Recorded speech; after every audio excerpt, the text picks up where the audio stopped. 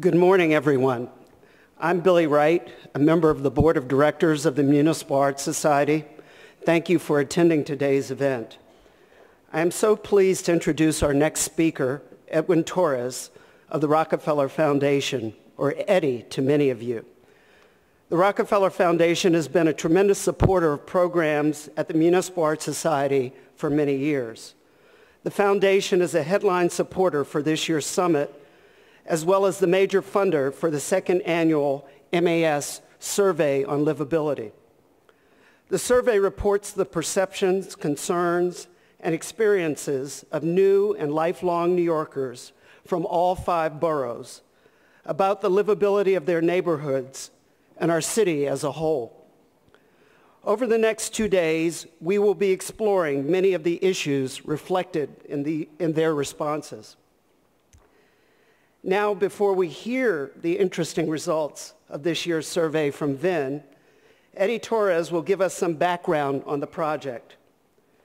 As Associate Director for the New York City Opportunities Fund and for Innovation at the Rockefeller Foundation, Eddie oversees the Foundation's commitment to New York City, including supporting arts and culture, both of which are central to the city's identity.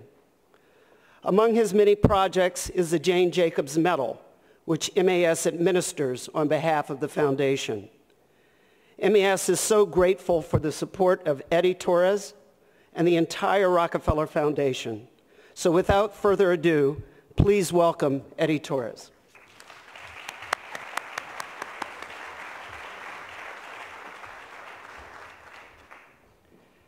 And as ever, as humbled as I am by that introduction, I'm always grateful to be introduced by someone who's the same height as me. Good morning, I'm Eddie Torres. I'm Associate Director of the Rockefeller Foundation, where I oversee the Foundation's stewardship of New York City, which has been our home since our founding in 1913. The Rockefeller Foundation views New York City as a hub for our foundation-wide valuing of cities and our support for innovation to achieve community resilience. Toward this end, we support equitable access to employment opportunities in New York City. We're working with the New York Alliance for Careers in Healthcare, a collaboration between healthcare providers and job trainers to staff the projected doubling of community health centers in New York, ensuring that this opportunity creates economic opportunity for our city's most vulnerable residents. We're also working with the city to maximize the social utility of the upgrading of all our city's public schools, which includes their being greened. Through our support, Pratt Center for Community Development are connecting the city, their contracted energy service corporations, and New York City's manufacturing community to ensure that the greening of our public schools is sourced locally, creating local economic impact and new jobs, achieving both economic and environmental resilience. The Rockefeller Foundation also supports the resilience of our community's cultures through our naturally occurring cultural districts in such places as El Barrio, Chinatown, East 4th Street, the Bronx, the Latino community in Williamsburg, and the African diaspora throughout Brooklyn. These concerns make Municipal Art Society a natural partner for the Rockefeller Foundation.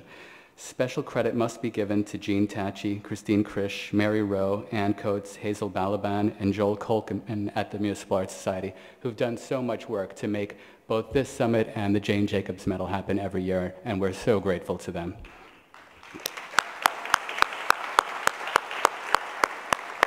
This is the second year of the Survey on Livability and the Summit on New York City, and we're unspeakably proud to support Municipal Art Society's work.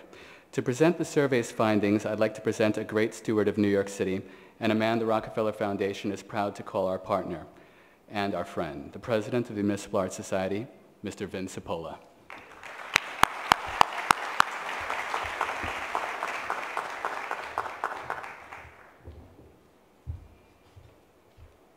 Thank you so much, Eddie, for your terrific partnership. Thank you so much. Okay, this is going to be a lot because doing survey results, this is dense. So I may pause to do this. I may jump around a little bit just to be sure you're awake. I'm going to put that there.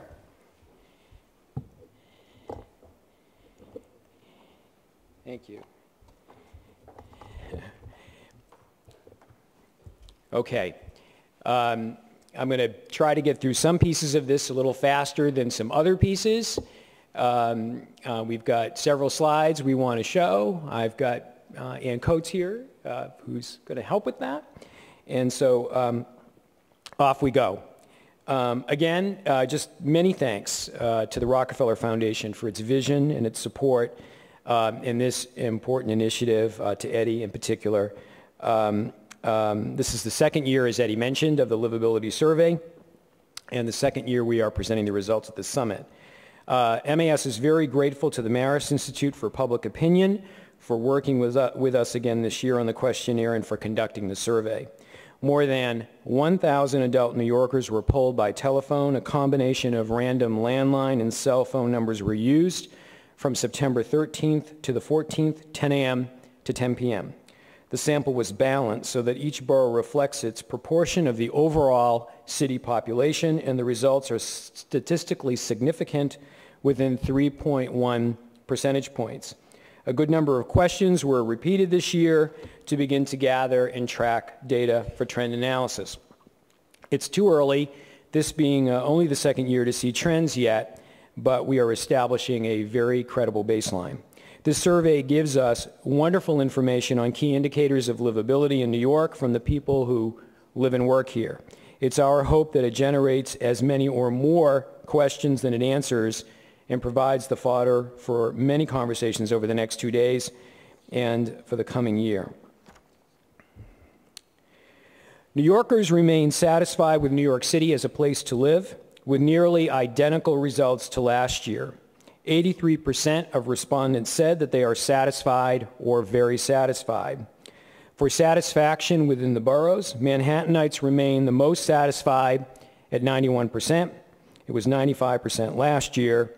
But Brooklyn respondents this year indicated a higher level of satisfaction at 87%, up from 79% last year, which is something for us to watch. The rest of the three boroughs are tied at 77%. Over 45-year-old respondents were slightly less satisfied overall. Respondents with incomes less than $75,000 are less satisfied. College graduates more likely to say very satisfied. Okay, let's look at it a different way.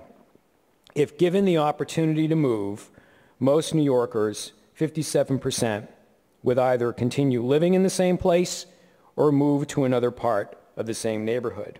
14% of residents would move to another area in New York City.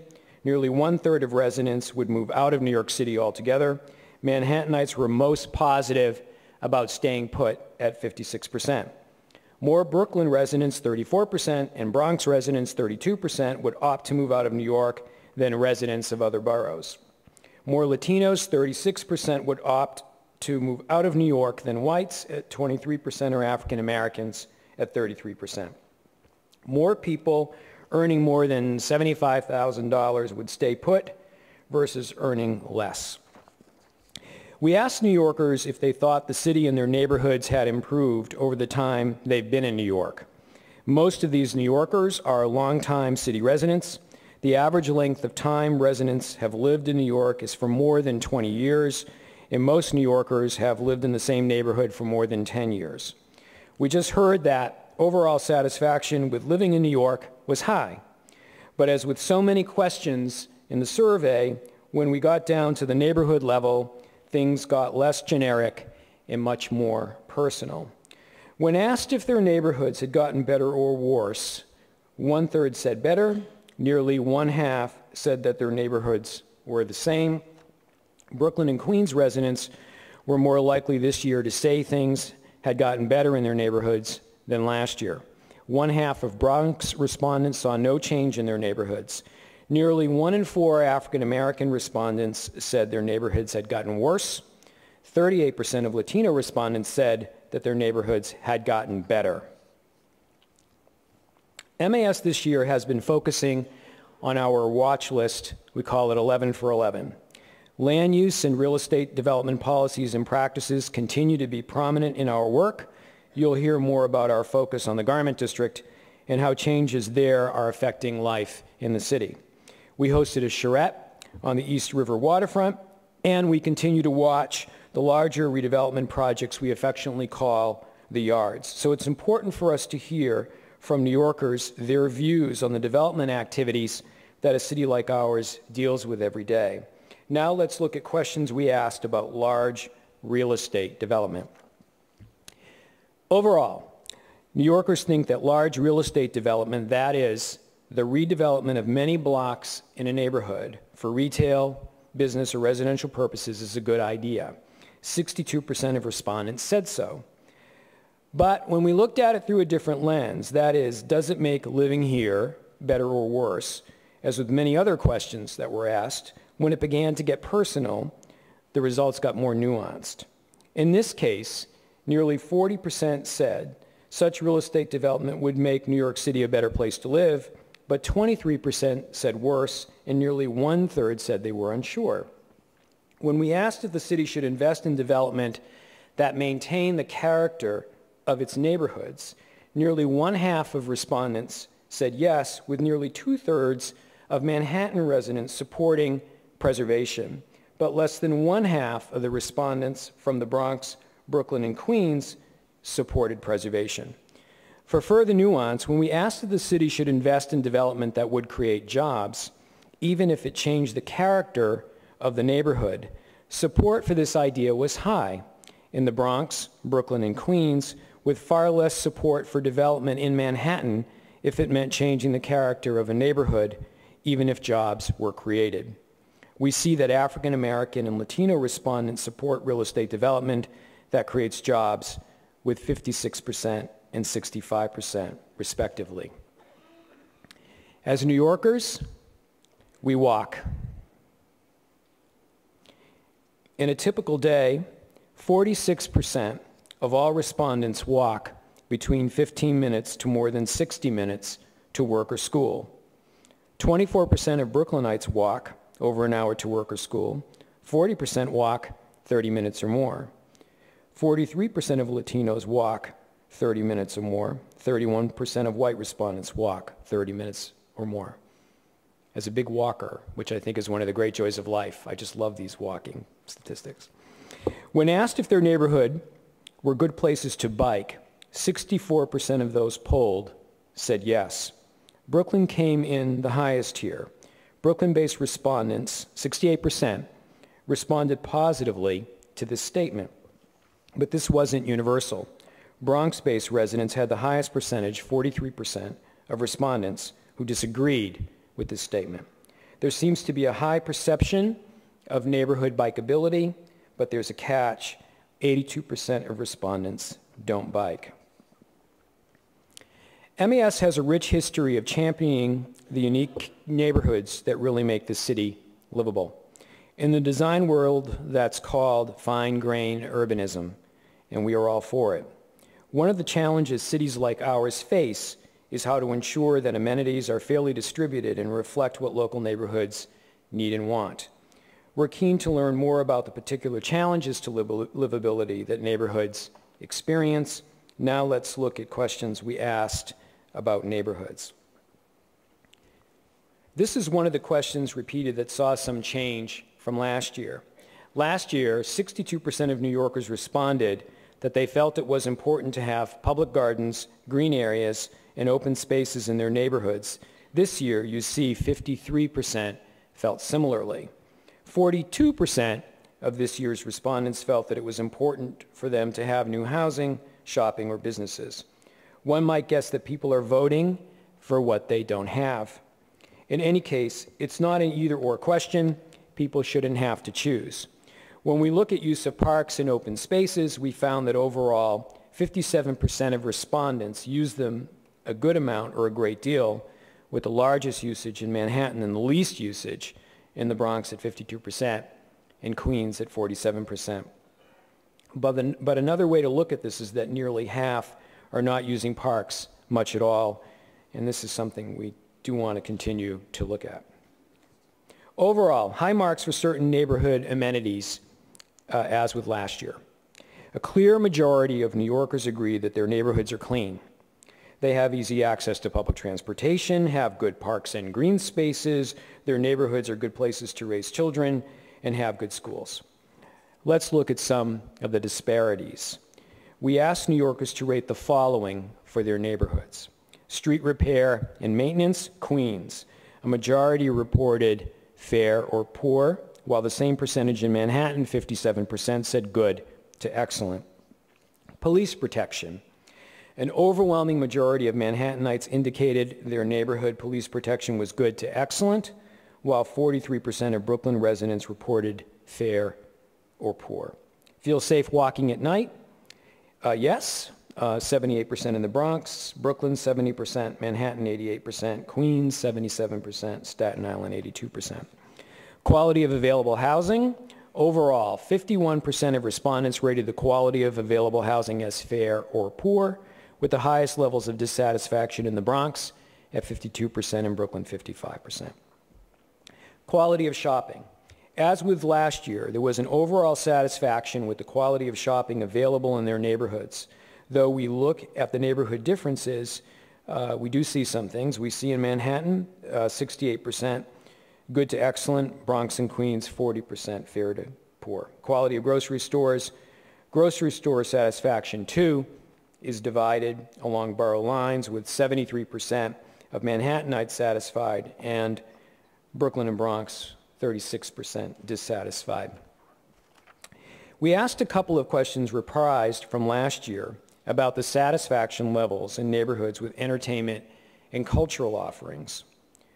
Overall, New Yorkers felt neither rated very high, with the majority rating cinemas and theaters, as well as museums and other arts opportunities in their neighborhoods, as fair or poor. Some big differences between the boroughs when we receive these results, and so much of this, as I had pointed out, is very real time. I mean, we were in the field only a month ago. The amounts of data that is collected from these kinds of survey instruments is absolutely enormous for those of you that have experience with this. And it takes quite some time to digest all the information, and frankly, we'll be digesting it for quite a long time to come.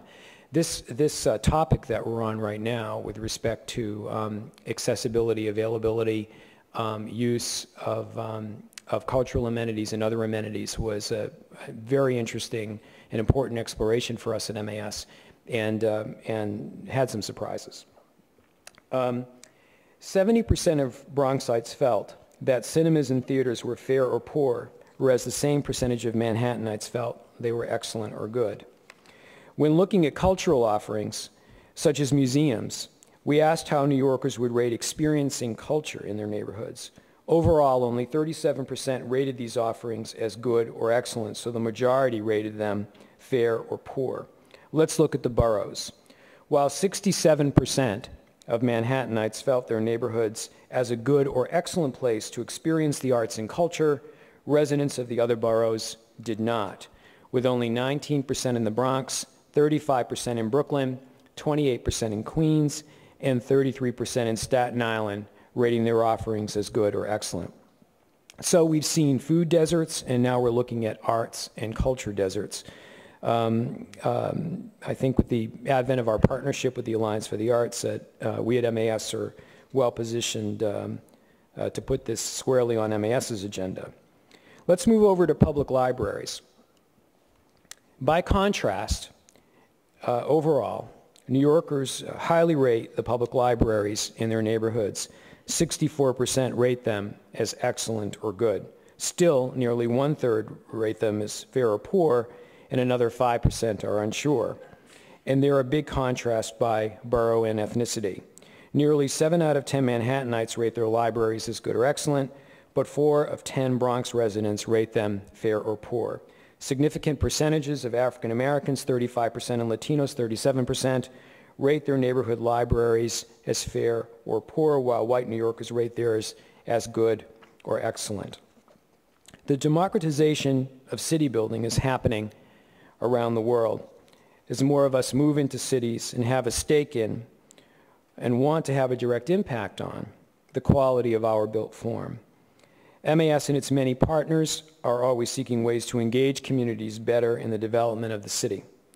At MAS, we provide a Livable Neighborhoods training program to equip people to participate and become informed advocates. Now let's look at questions we asked about engagement. This year, we gathered some new data on New Yorkers' personal engagement with policymaking and making change in the city. We asked a number of questions ranging from personal involvement, knowing how to get involved, and what kinds of activities they participated in to make change, from volunteering to joining a neighborhood block association. 59% said that they knew how to get involved in their neighborhoods, but a whopping 69% said they don't have the time to stay actively involved. Here's how personal involvement broke down. Been a member of an association, 23%. Participated or gave money to an issue, 45%. Attended a community board meeting, 33%. Volunteered your time, 38%. 64% of New Yorkers have done at least one of these. We asked about making an impact and whether folks thought that they could make a difference. The majority of respondents indicated yes, that they thought that they could have a moderate or big impact in making their communities a better place to live. In terms of geography, 36% of Bronx respondents answered big impact, while only 25% of Manhattan respondents answered similarly. We also asked if the respondents felt that decision makers for their neighborhoods, which include both elected and appointed officials, saw things the way they saw them, and we found a disconnect. 58% overall, and more in the Bronx, Brooklyn, Queens, and Staten Island, say that decision makers see things differently than the public, or they were unsure. This next piece is a direct reprise from last year's survey, which we wanted to include. Given that MAS is releasing its Garment District report at this summit, we thought it worth taking another quick look today. These are the 2010 results to the question about perceptions when seeing the Made in New York label. New Yorkers favored the price breaks that large stores offer, but they overwhelmingly felt that a Made in New York label meant helping the local economy. This finding helped shape our work on manufacturing in New York, particularly in the Garment District.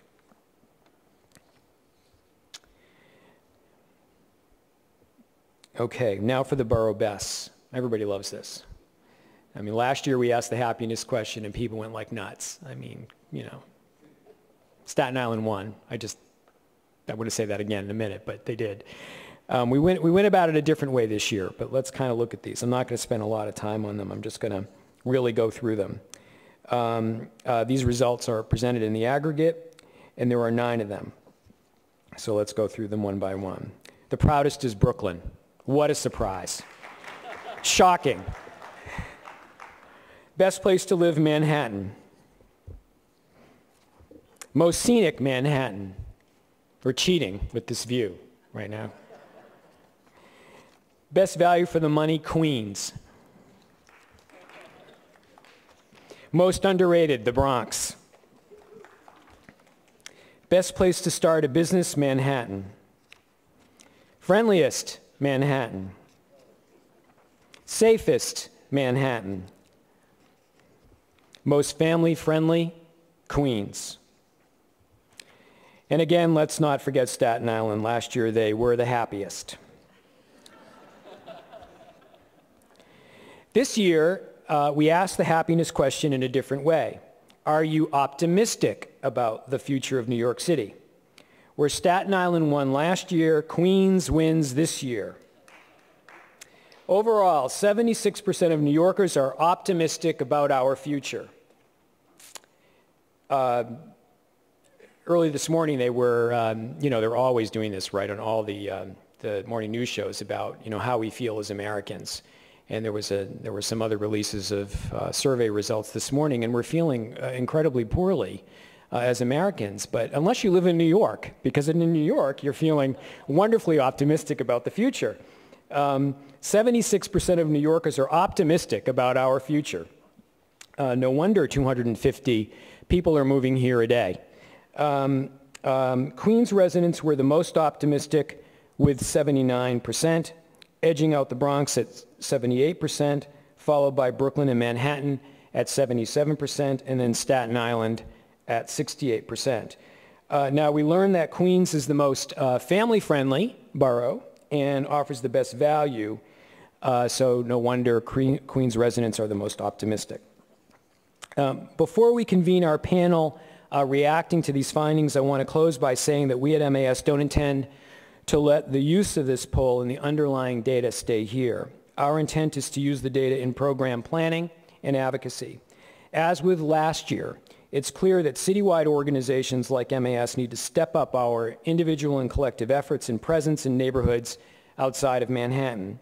And we need to nurture existing relationships and forge new partnerships with community-based organizations.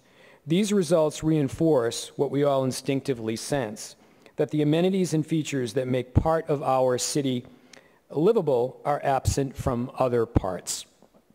Many of you in this room deal with this day to day, but we need more of New York City's key institutions like us here at MAS to become more engaged in the challenges to livability that all parts of the city and across the metropolitan region even are facing.